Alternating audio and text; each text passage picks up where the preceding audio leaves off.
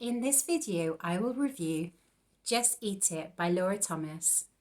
This is a book about intuitive eating and how to find a more gentle approach to food in your body. Keep watching to find out more.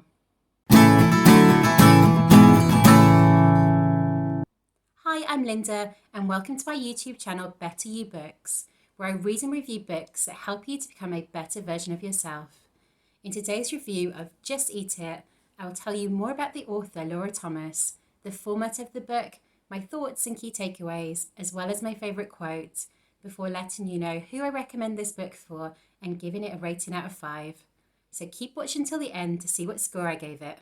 I've long had a tricky relationship with food, and I've become interested in the concept of intuitive eating over the last 6 months as a way of trying to develop a healthier attitude towards food and eating. I was drawn to this book in particular because it seemed to be a modern take on the subject. This book was released in 2019. The author Laura Thomas is from Scotland and she now lives in London. Laura is a registered nutritionist, specialising in intuitive eating, health at every size, and non-diet nutrition. She established the London Centre for Intuitive Eating in 2017, which provides nutrition counselling. She also has a podcast called Don't Salt My Game, in which she has conversations with game changers in the wellness world. In the book, Laura talks about her own history of disordered eating, and she says that so many of us have problems with food, but we don't often talk about them. Before I continue, for those of you who don't really know what I mean by intuitive eating, Laura provides the following definition in the book. Intuitive eating is a systematic approach to deconstructing food rules, wiping out food worry and anxiety, and gently relearning how to eat from the ground up, using your own internal signals of hunger, fullness, pleasure, satisfaction, stamina, and a sense of well-being. The book is divided into 13 chapters, which takes you on a different part of the intuitive eating journey. Laura says that she has structured the book much like she would when working through these concepts with a client. Chapters include things like self-compassion and acceptance, neutralizing your inner food critic, and dealing with emotional eating.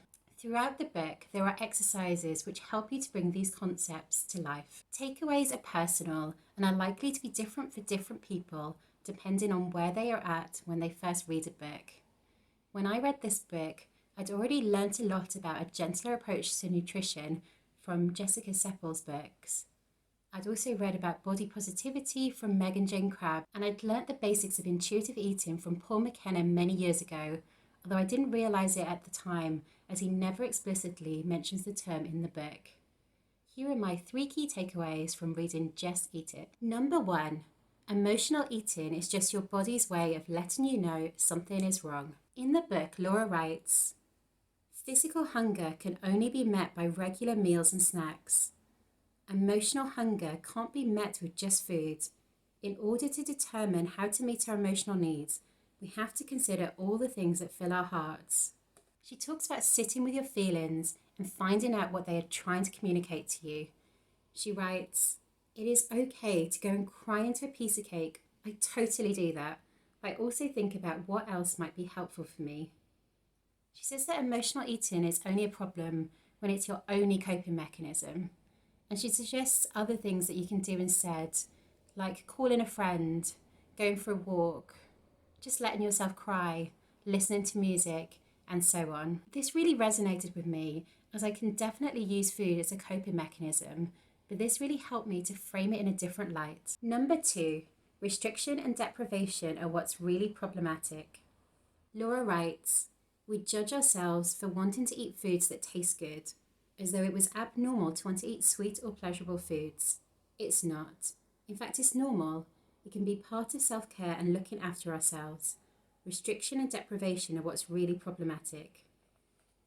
A lot of people worry that by following intuitive eating, where all foods are allowed, that they will just eat pizza and chocolate all day.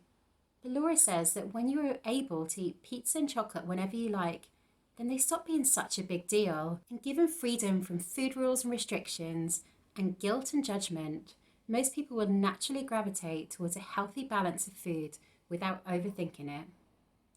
I know in the past when I've been on a diet and I've been trying to be good And then all I can do is think about food, especially all the bad food that I'm not supposed to eat.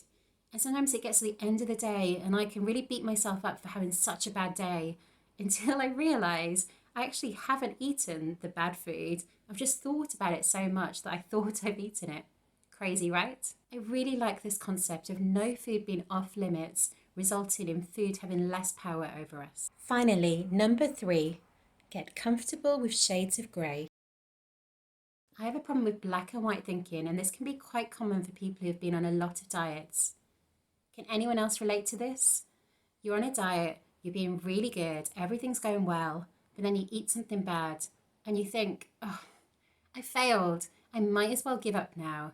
And then you fall spectacularly off the wagon and you eat all the food that you've been depriving yourself of, and then you gain the weight that you've lost plus more. I have done this countless times, many more than I care to remember. Laura says that food isn't black or white. You need to get comfortable with the grey. Said food is not all or nothing, it's cumulative.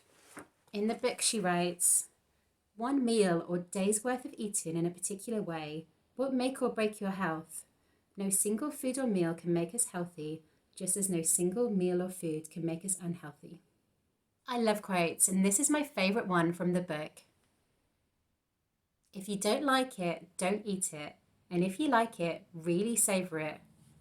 This seems so obvious, but there have been many times in the past where I've eaten food that I haven't enjoyed because I thought it was good for me.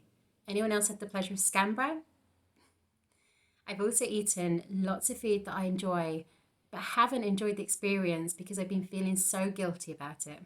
I know they say you shouldn't judge a book by its cover, but this is so pretty. But also I think it is worth mentioning the cover, because I did hear in a podcast once someone say that they couldn't possibly read the book because the idea of there being a donut on the front cover was so contradictory to them with the concept of the book being about developing a healthy attitude to food. But I think that's kind of the point. There's also an apple, as you can see on the back of the book, and the inside covers have both apples and donuts.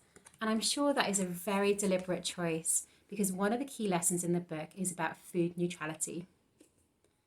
Now, this book might seem pretty big for a book that's about being intuitive, but that's because over the years we've had so many conflicting messages about food, and the prevalence of diet culture has really confused us.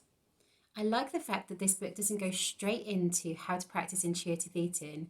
Instead, it has quite a large introduction of kind of getting you into the right mindset of intuitive eating. I know for me personally, I've had disordered eating and food guilt and shame for so many years, so it's going to take me a while to undo all of that damage. So I think the book introduces this in a really gentle way. I also like how the book is very holistic. It's not just about food and eating, it's also about intuitive movement and also body acceptance. For anyone who can't abide any swearing, however, you're not going to enjoy this book because there is a lot of it. Laura really does not mince her words. She's unflinchingly honest, but she's also witty too. The format of the book works really well, and there are lots of exercises which are very varied. Some are practical and some are introspective. Laura also includes a lot of quotes from other experts, as well as references to science and research. Considering intuitive eating is not the most exciting subject matter, Laura really does her best to make it interesting and entertaining, whilst also referencing the science. I learnt a lot from it and I enjoyed the holistic approach. However, there are a few things that I believe could make this book even better. I think the book could benefit from a guide to how to read it, because it's not quite as easy as reading all the concepts. You really need to put them into practice in your own life. So I think that this book would be best read one chapter per week, with plenty of time to action the concepts in your life and let everything really sink in.